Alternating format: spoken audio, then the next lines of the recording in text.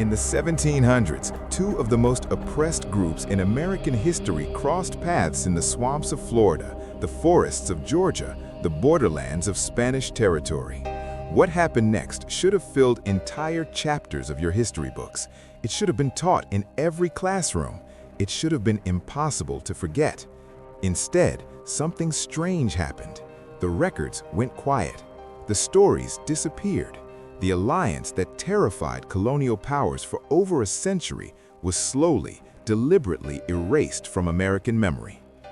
This is the story of what happened in that silence and why someone needed it to stay quiet. The official timeline is clean and simple. The 1600s and 1700s, colonization and slavery. The early 1800s, Indian removal. The 1600s, Civil War and emancipation. Separate events, separate peoples, separate struggles. But here's what the timeline doesn't show you. During all of this, something else was happening, something that connected these supposedly separate stories in ways that threatened the entire system. When enslaved Africans escaped from plantations in Georgia, South Carolina, and Alabama, they weren't just running into wilderness. They were running towards something specific. Native American territories where colonial slave laws didn't apply, where Spanish authorities in Florida actually encouraged their presence, where Seminole and Creek nations welcomed them not as property, but as allies. By the late 1700s, this wasn't occasional, it was systematic. Entire communities of Black Seminoles had formed in Florida. They built towns, they farmed, they raised families, and they fought fiercely to defend their freedom alongside their Seminole allies. For decades, this alliance was one of the most powerful resistance movements in North America. The Second Seminole War, from 1835 to 1842, became the longest and most expensive Indian war in American history, costing the U.S. military over $40 million and lasting 7 brutal years. General Thomas Jessup called it a Negro and not an Indian war. He wasn't exaggerating. Black Seminoles were the strategic core, warriors, scouts, negotiators who understood both the colonial system and how to resist it. And then something happened. The war ended, the removals happened, and the noise stopped. Let me show you exactly what happened when Black and Native paths crossed before the silence fell. First, they built something unprecedented.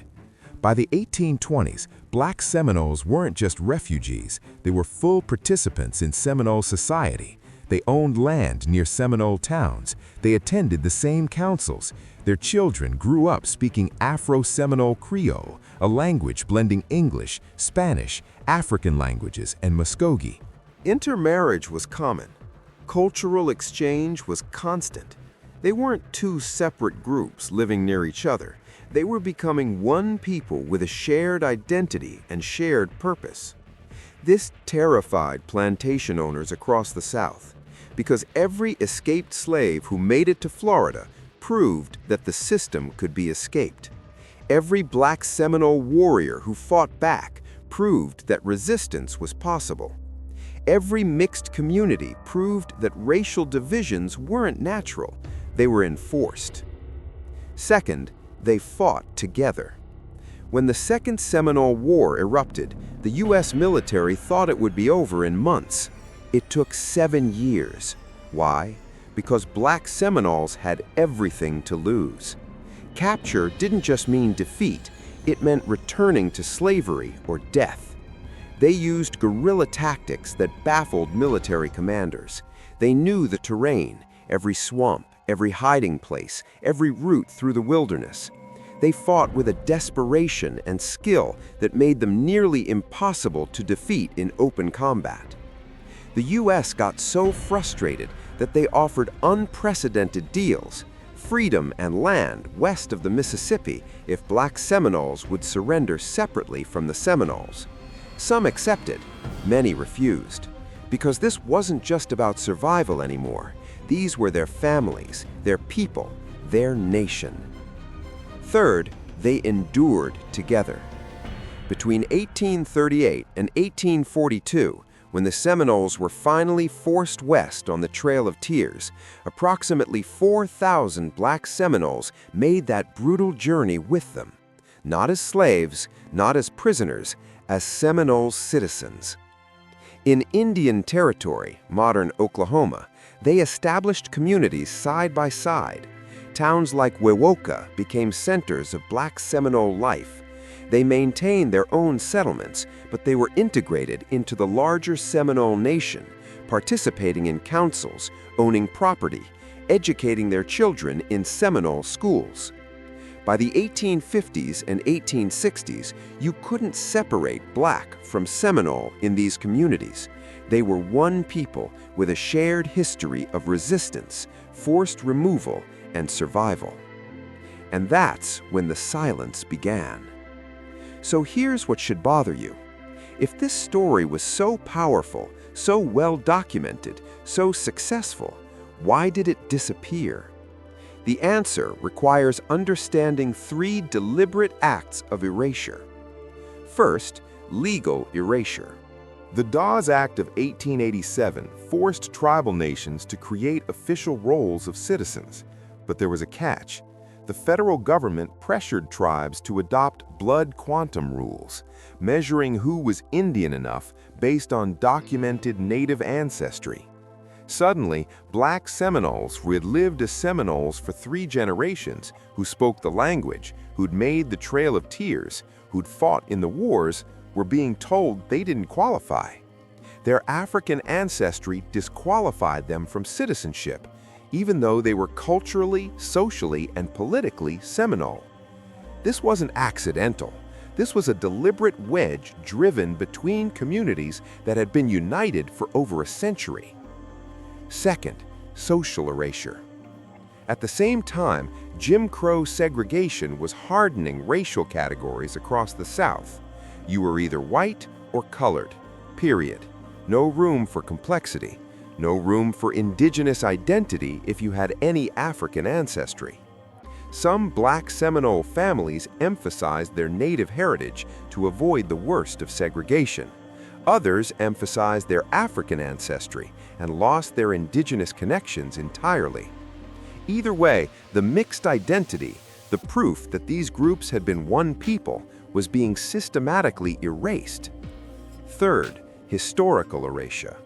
Then came the textbooks, the official narratives, and they were beautifully simple. Native Americans were removed west in the 1830s and 40s, end of story. African Americans were enslaved until 1865, then freed, end of story. 2 separate peoples, 2 separate struggles, clean chapters, no overlap. No mention of the alliance, no mention of the 7-year war that nearly bankrupted the U.S. military. No mention of the thousands who made the Trail of Tears together. No mention of the communities that proved racial divisions could be overcome. The paths crossed, history went quiet, and generations grew up never knowing this story existed. And today, the silence continues. The Cherokee Nation's 2007 vote to exclude freedmen descendants, ongoing legal battles over Seminole citizenship, thousands of people with documented Afro-Indigenous ancestry still fighting for recognition.